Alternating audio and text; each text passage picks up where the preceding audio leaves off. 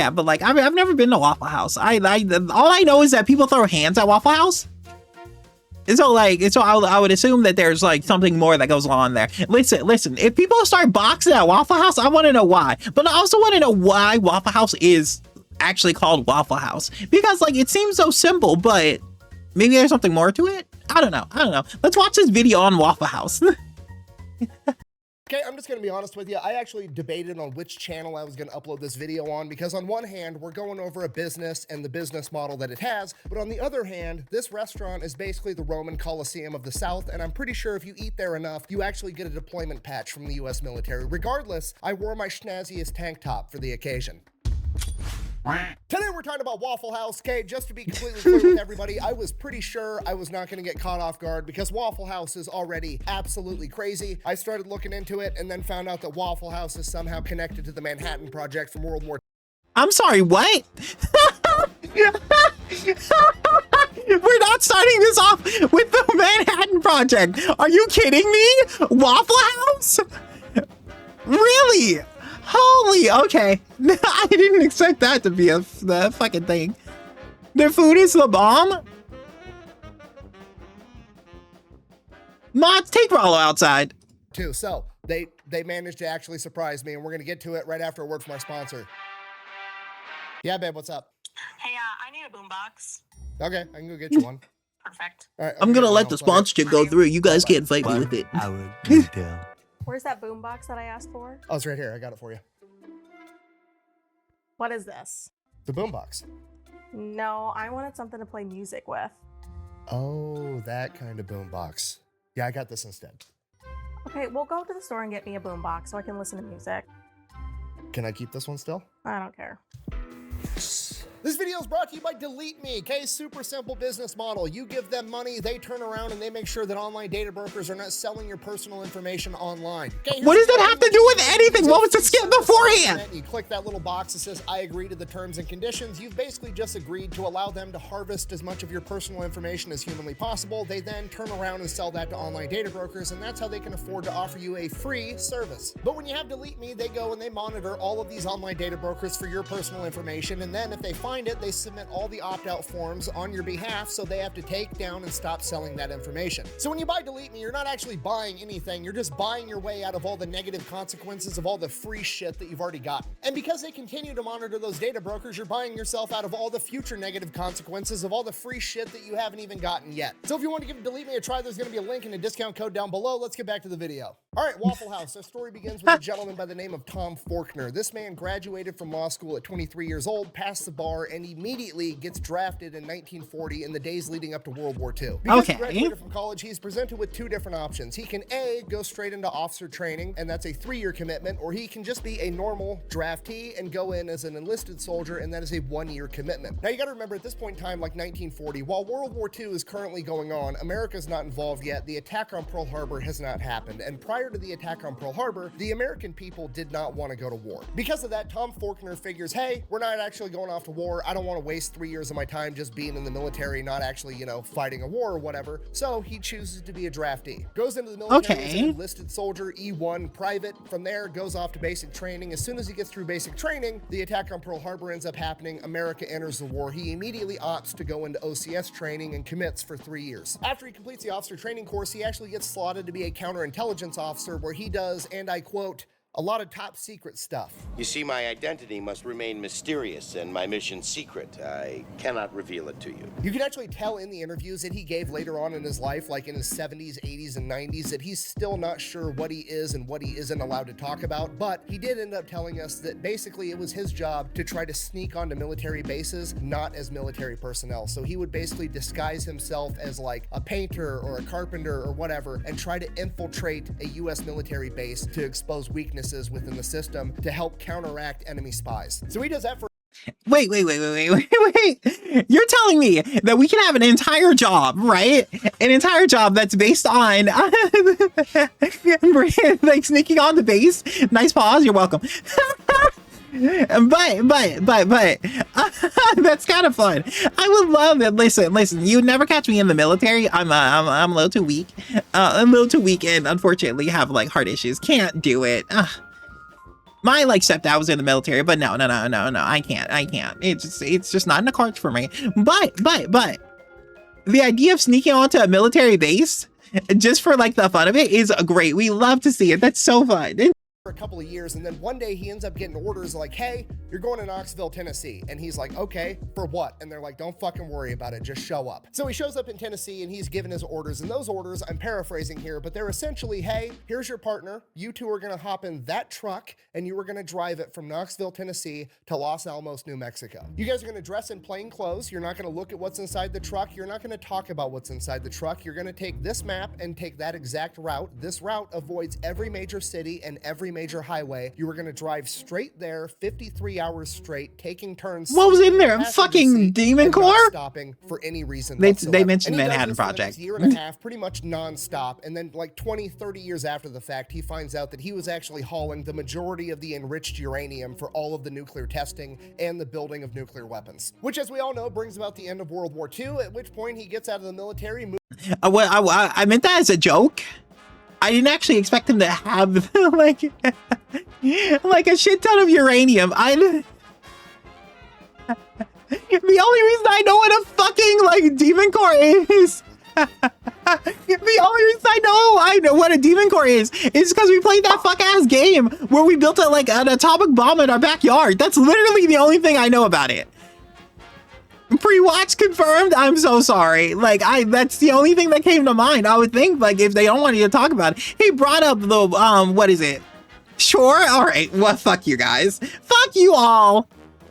They're like, oh my gosh, look at you, Merli. You watch it. Fuck you guys. I just want to watch the Waffle House video.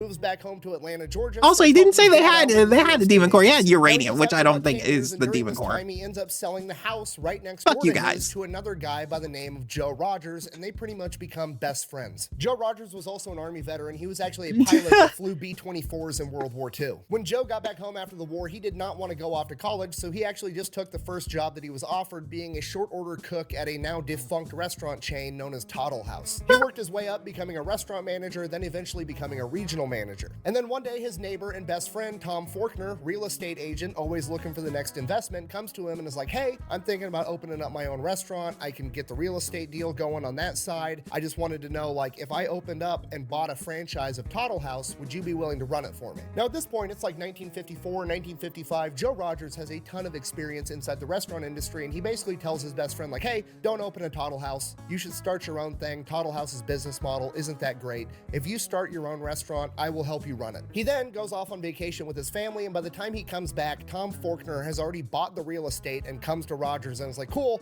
what's the business we're starting? Where's Pancake's house? What? We stop at Pancake's house.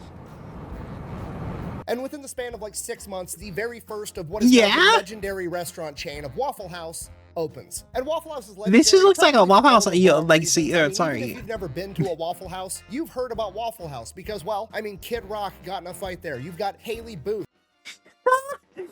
So, first of all, Waffle House just looks like the most standard restaurant you see, just out in the middle of a city. That's a mom and pop shop. So I assume that's just how they started out. But also, I've seen a Waffle House before. They kind of just look very similar, just a little bit more modernized. Just the brick looks more bricked up, a little bit more yellow on the top.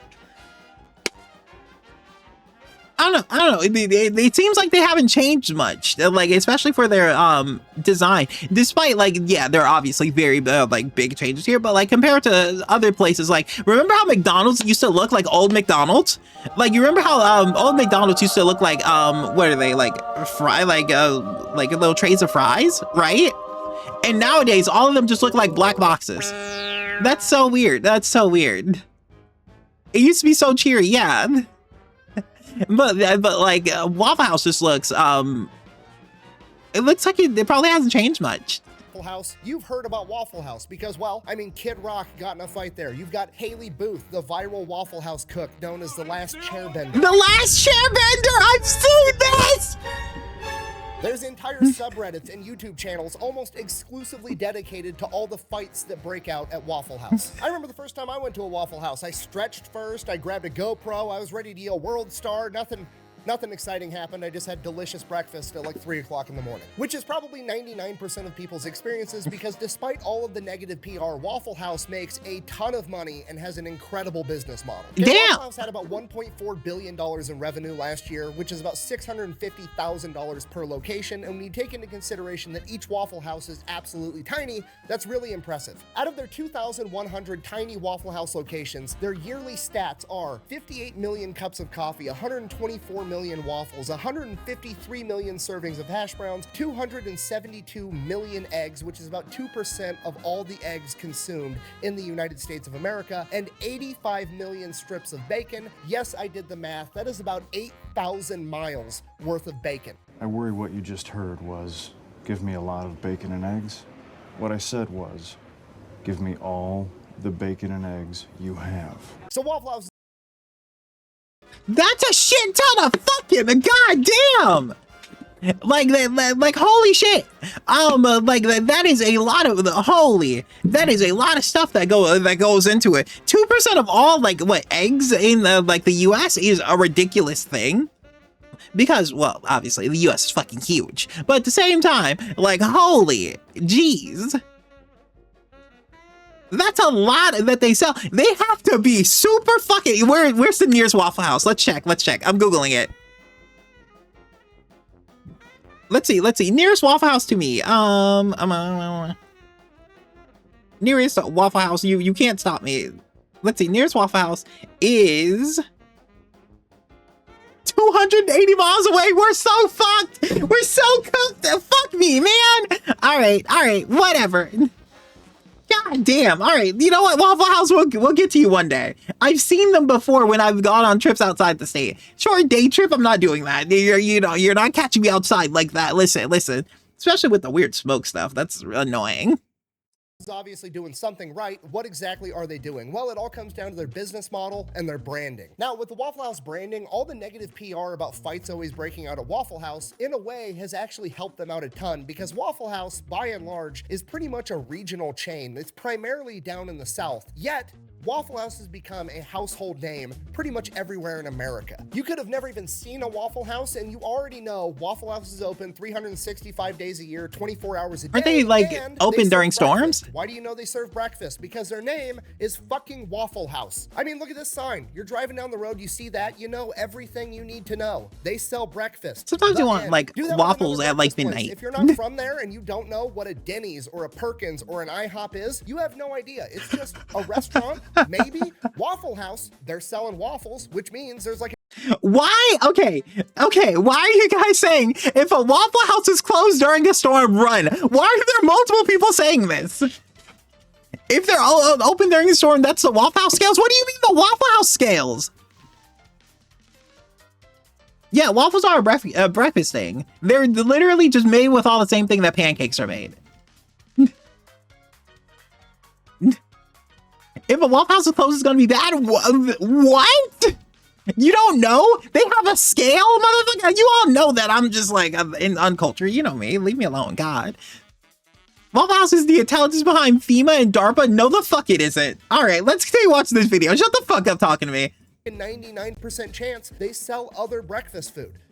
Fucking sold. I'm in. So already, the branding is absolutely incredible, but here's the true genius of it. Why did they call it Waffle House? Why didn't they call it Breakfast House or Bacon House or Hash Brown House? It's because waffles had the highest profit margin. I cannot stress to you enough how absolutely genius that is, right? Because you don't need to sell breakfast, all right? Everybody's already in on breakfast, okay? I could be blackout drunk at 4 in the morning, and you could ask me, hey, do you want breakfast? I'm coming up like the Undertaker every single time. And then you go, the only thing open right now is Waffle House. Okay, I was already sold on breakfast from the get-go, but because Waffle House carried Hurricane Katrina, guess what I'm getting? A motherfucking waffle, and they're making more money. It makes sense that Tom Faulkner was a counterintelligence officer because the man literally said 2 words and is already subconsciously I want some waffles. Goddamn! The most expensive thing on the menu that makes him the most money. So the branding of Waffle House is both simple and brilliant, and the rest of the business model matches that to a T. Okay, all Waffle Houses are virtually identical. They're very small. They only seat 30 people, and you can actually see the cook making you your food. Now, at a glance, See, like, remember what I said earlier about how even modern Waffle Houses just kind of look how they did like years ago. Like years ago, it looks like a little like small diner that just kind of, I don't know. At least that's what I've seen from like the Waffle House that I've seen. Whatever, I'm just like not home, far from home, all alone. But still, I miss my waffle iron. I want waffle things. Oh my god. FEMA has a measurement called the Waffle House Index. He'll probably talk about that in the video. Stop.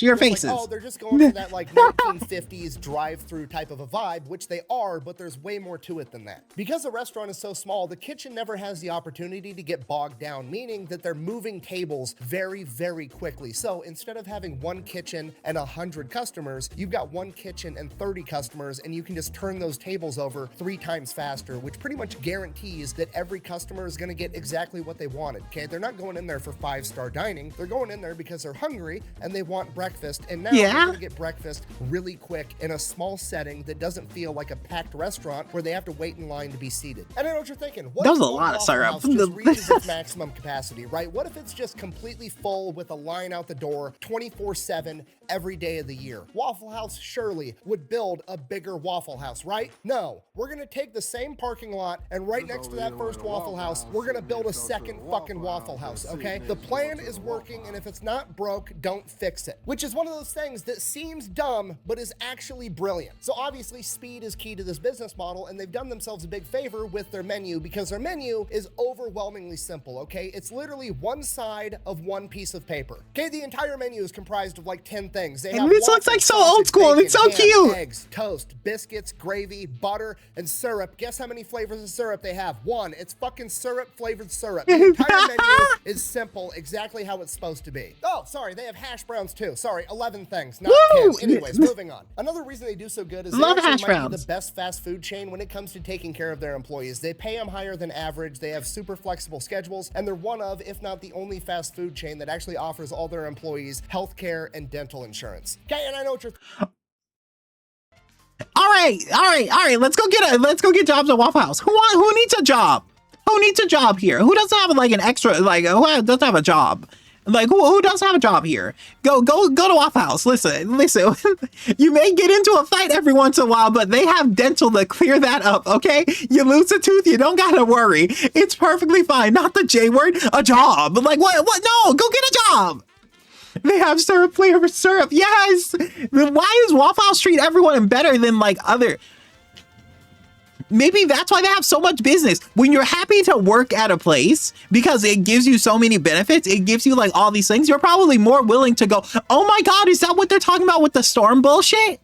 Like when you guys are saying that they like the storm stuff, that since they're so happy to do this, they would happily go into a storm to keep those benefits because they're that good. Is that it? Holy. Okay, let's watch the video. Let's watch the video. I need to know more. Thinking, you're like, okay, but really, how good are they actually treating the Waffle House employees? I got the one stat that's everything you need to know. Okay, Waffle House treats their employees so well that employees are willing to commute into a natural disaster to work at a different Waffle House when the occasion arises. Yeah, Waffle House is open 24 hours a day, 365 days a year, and they fucking mean it. Okay, whenever there's like a hurricane coming or some type of impending natural disaster, Waffle House organizes what they call a jump team. I brought it up because you guys are talking about the index. I wasn't expecting him to transition straight into that. Fuck. Okay. But and like so it's not a Actually, we gotta go back and gotta go through that. I was too busy laughing. I got distracted. 65 days a year, and they fucking mean it, okay? Whenever there's like a hurricane coming or some type of impending natural disaster, Waffle House organizes what they call a jump team. Okay. A bunch of Waffle House employees from a different region that's going to be unaffected because they know that their local employees are going to be busy taking care of their own family and their own houses. Oh, it's not even the same people. Bring in teams from outside the region to work inside of a natural fucking disaster, and they're willing to do it. I never said thank you.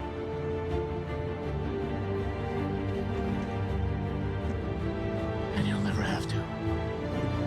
Okay, Batman. Donald's can barely get their employees to show up on a good day, and Waffle House has employees volunteering to commute into a fucking hurricane to make breakfast. And this is the most impressive part of the business because Waffle House has the best logistics and preparedness of any company I've ever seen ever. The only entity that beats them in logistical capacity is the United States military. Waffle House is literally ready for absolutely anything. Every single Waffle House has the playbook inside of it that details exactly how the staff is supposed to handle literally any type of emergency or situation that could possibly arise. And if for some reason they have the situation what comes across that isn't in that playbook, after it happens, they immediately add it to the playbook. It covers tornadoes, hurricanes, floods, a hole in the roof from a branch falling, a car driving into the restaurant. You can drive a car into Waffle House, and they're still planning on staying open. The playbook even has detailed plans for every type of disaster for what the local employees, while they're not working, should go home and do to make sure that their house and their family are safe as well. Every single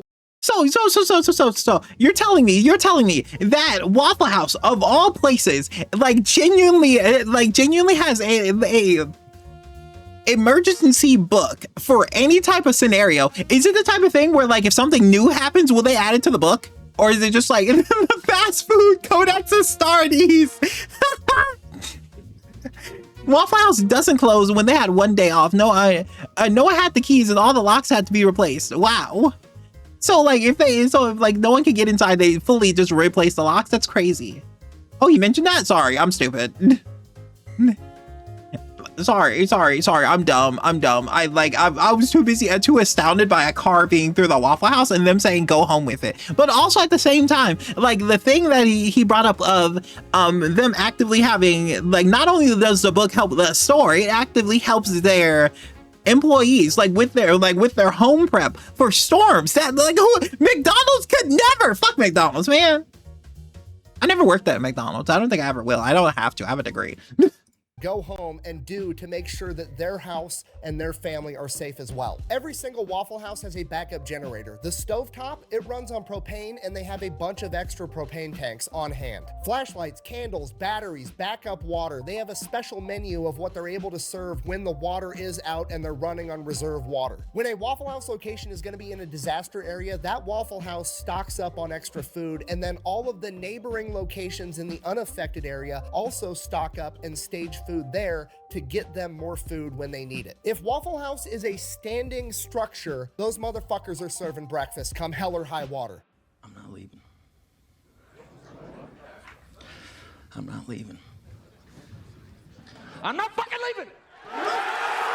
Waffle House is so good at this that FEMA uses them to oh my god, you guys are right. Disasters really are. Yes, FEMA, the Federal Emergency Management Agency, literally uses the Waffle House Index to gauge how bad a disaster is. Okay, green, Waffle House is running as normal. Yellow, Waffle House is using the backup generator or having to use an altered menu. Red, Waffle House is closed. People are probably already fucking dead by that point. Waffle House is literally the Terminator of the fast food industry, okay? The fact that the federal government, probably the most powerful entity on the planet, maybe ever, looks at a chain of restaurants and is like, man, if Waffle House is closed, we need to mobilize the National Guard is fucking crazy. Now, I would like to issue an apology. I do so apologize for calling you all liars and telling you to get the fuck out of my face. I did not mean to hurt your feelings in any way, shape, or form. It just sounded completely bullshit. I am so sorry. I apologize. I will do better in the future, but you cannot blame me for saying that FEMA, of all things, from the United States government, uses stuff from the Waffle House, the place that makes waffles, and has a bunch of fights as a full index of safety. I was not expecting that. I do apologize very much. Thank you all so much for coming. All right, let's continue the video. I'm not pulling out the ukulele. Fuck you. Point in my research, and I'm like, man, I need to invest in this company. I need to see if I can open up my own Waffle House franchise. This company's awesome. And this is where the bad news comes in. I mean, technically you can franchise a Waffle House, but most of us probably can't. The company is privately owned. It's not on the stock market. Good. shit. Still owned by the families of the original 2 founders. And while they do allow franchises, they are super picky about who they let buy in to have a franchise, and they make it very, very expensive to buy in to make sure this is actually what you want. And while that is unfortunate, I think it's actually kind of awesome. It's a company that actually has morals and cares about their image more than they care about next quarter's profits, okay? It's a company that has committed themselves to making breakfast under any circumstances, and they're gonna see that through till the very end, even though they could probably make way more money by just selling franchises and letting whoever the fuck throw up a Waffle House. And now for the fairy tale ending, Joe and Tom worked together as best friends for 62 years to build Waffle House into what it is Look at those today. guys. They both passed away at the ages of 97 and 98, and now Waffle House and their legacy lives on as that company is still being operated by their kids, and that is the American dream. Holy Get shit, together with one they of your met best in, friends, pick a goal, like, even if it's like something in the as simple as neighborhood. serving breakfast to people, and never let anything get in between you and achieving your goal. Even hurricanes and floods and natural disasters, apparently. Work with your best buddy for 62 years straight, and then die together and hand it off to your kids. In conclusion, Waffle House is the most American company ever, and that's why I love it. Thank you for watching. Best way to support the channel is go buy some merch over at thefatelectrician.com. Okay, but that is a very nice shirt. Ah. Just 2 homies that dedicated their life to serving my drunk ass breakfast at 3 a.m. I'm gonna get teary-eyed next time I go to a Waffle House.